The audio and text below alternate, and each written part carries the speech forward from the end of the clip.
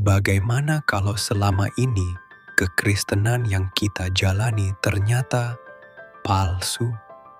Jangan-jangan kita bukan mengikut Yesus, tapi cuma memanfaatkan namanya. Jadi kita bisa mengerti mengapa Petrus sampai menurut tradisi gereja nyaris meninggalkan kota Roma ketika Roma mengalami aniaya. Dan di tengah jalan Petrus bertemu dengan Tuhan lewat sebuah nubuatan yang terkenal dengan Quo Vadis Domini. Mau kemana Tuhan? Berpapasanlah dengan Tuhan. Aku mau ke Roma, kata Tuhan Yesus. Aku mau mendampingi umatku. Petrus malu, saudara. Akhirnya balik ke kota Roma. Dan menurut tradisi gereja, Petrus disalib dengan kepala di bawah. Ia berkata, kalau guruku disalib dengan kepala di atas, kalau tuanku disalib dengan kepala di atas, aku mau disalib dengan kepala di bawah. Paulus mati dipenggal di Roma. Ya. Kami seperti domba-domba sembelihan. Tetapi dalam semuanya itu kita lebih daripada orang-orang yang menang oleh Dia yang mengasihi kita. Lebih dari orang-orang yang menang. Orang-orang yang menang itu orang-orang Roma yang lebih menang secara materi, secara harta, popularitas, menang secara ekonomi, kedudukan, lebih dari mereka. Saya tidak tahu orang-orang Kristen hari ini yang berkata kita lebih dari pemenang, kita adalah pemenang. Aduh, saya tidak jelas maksudmu itu apa. Di mana ayatnya kamu itu lebih dari pemenang? Kamu umat pemenang.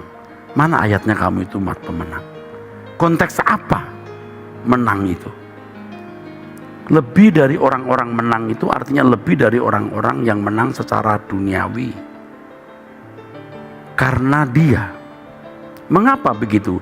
Baik maut, ya apapun, tidak ada yang bisa memisahkan kita dari kasih Kristus. Nah, kenapa begitu? Coba kita baca ayat sebelumnya, ya. Siapakah yang memisahkan kita dari kasih Kristus? Penindasan, kesesakan, aniaya, kelaparan, ketelanjangan, bahaya, atau pedang? Sebab pada tertulis oleh karena engkau kami ada dalam bahaya maut sepanjang hari, dan seterusnya. Ini wajah kekristenan pada waktu itu. Mereka orang-orang yang malang. Lalu hari ini kita boleh jadi orang Kristen yang gak malang? Salah pasti. Substansinya sama, malang. Karena kita orang-orang yang tidak boleh ikut mewarisi dunia, bumi ini.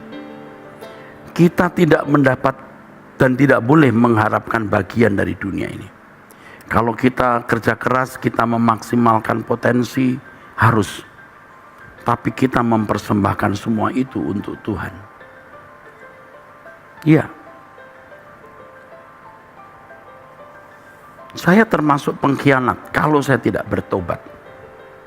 Sebab dengan jabatan pendeta yang saya miliki, dengan posisi, kedudukan, pemasukan income yang saya miliki, saya bisa menikmati hidup. Saya lebih beruntung dari sebagian orang. Tetapi saya tidak mau celaka. Dunia bukan rumahku. Aku harus meneladani Tuhanku yang mengatakan serigala mempunyai liang dan burung mempunyai sarang, tapi anak manusia tidak memiliki tempat untuk meletakkan kepalanya. Saya tidak bisa bahagia di dunia ini hanya karena saya punya rumah atau mobil, sementara aku lihat orang lain menderita. Itu bukan berarti lalu mobil saya jual, saya berikan, enggak. Semua harus saya gunakan untuk kepentingan pekerjaan Tuhan. Masa Pak Eras, kita tunggu di pengadilan nanti. Kita melakukan semua ini untuk siapa?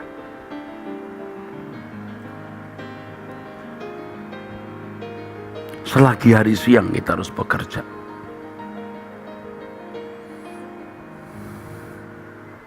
Sekarang kita harus mengikut Yesus dengan benar, kita harus berani membayangkan seandainya Yesus hidup pada zaman sekarang, apa yang dia lakukan. Dan kalau kita mengikut Tuhan Yesus, apa yang kita lakukan? Ya pasti kita akan melakukan sama seperti yang dilakukan oleh Tuhan Yesus tersebut.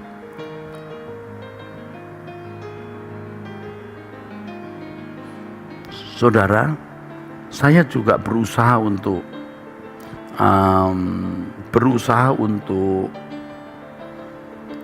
bisa menangkap seandainya Yesus hidup pada zaman sekarang, apa yang dia lakukan, bagaimana gaya hidupnya. Tentu saya berusaha untuk menghayati gitu. Jadi ketika saya berdoa dan saya mengatakan, Tuhan, aku mau ikut Engkau Tuhan, bayangan saya tidak selalu, tapi saya selalu membayangkan bahwa pada saat itu saya membayangkan Yesus hidup dengan satu gaya hidup dan saya ikuti gaya hidup itu. Atau apa yang Tuhan kehendaki harus kulakukan, gaya hidup macam apa yang harus kumiliki sekarang ini sebagai pengikut Yesus.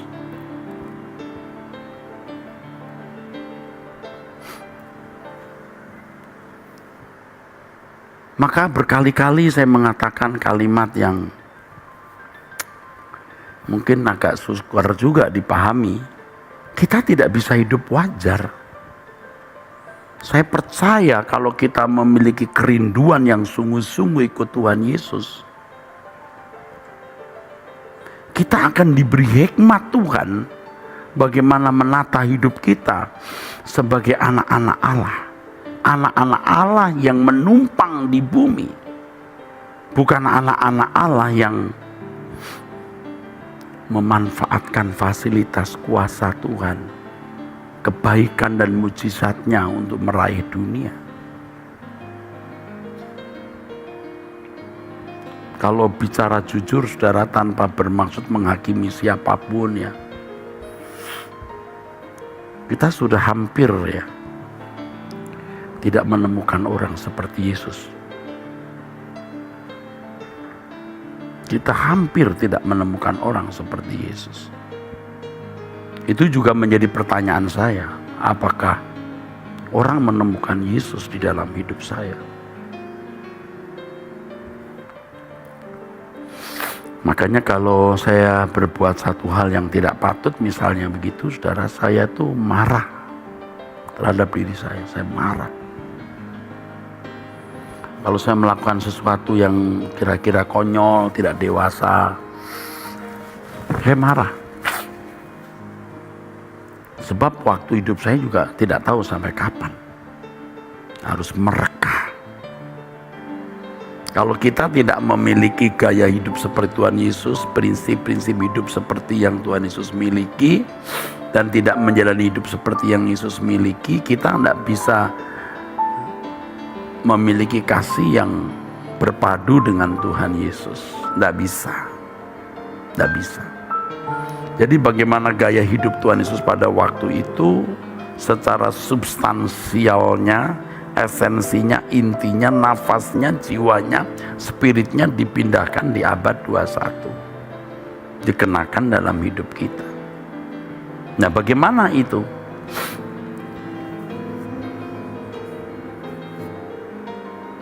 Bagaimana mengenakan spirit gairah, gaya hidup secara substansial ya dari kehidupan Yesus dalam hidup kita hari ini.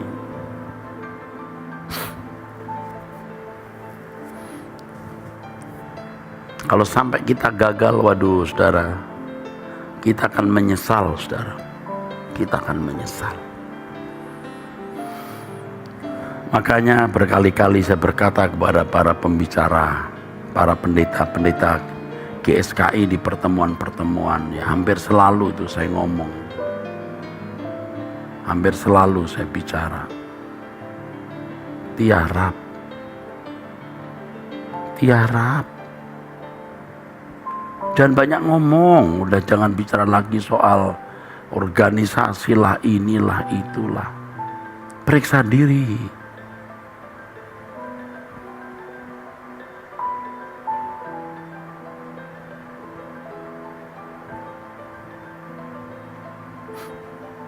Tadi saya bicara dengan hamba-hamba Tuhan ya.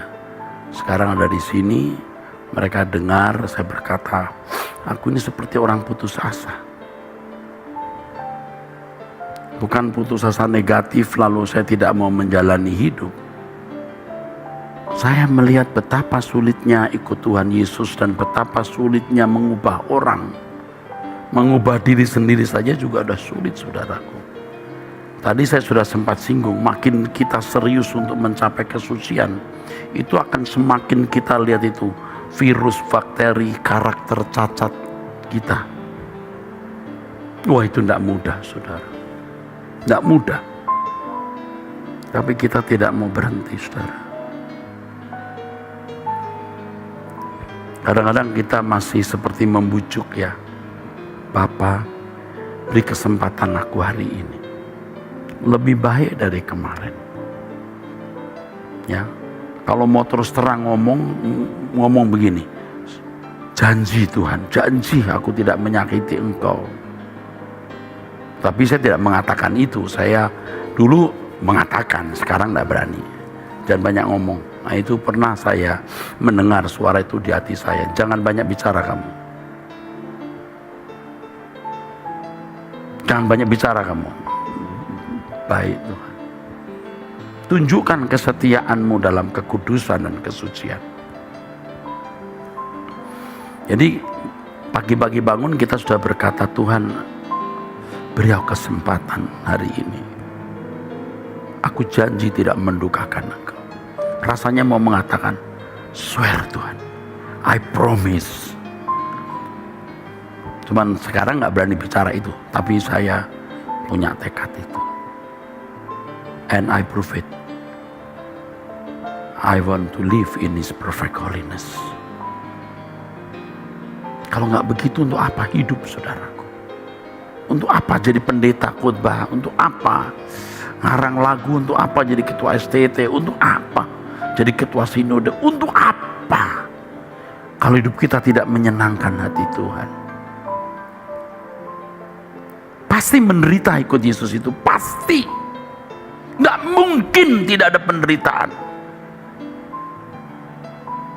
Jadi kalau kita ngomong jujur, kekristenan yang dimiliki banyak orang Kristen hari ini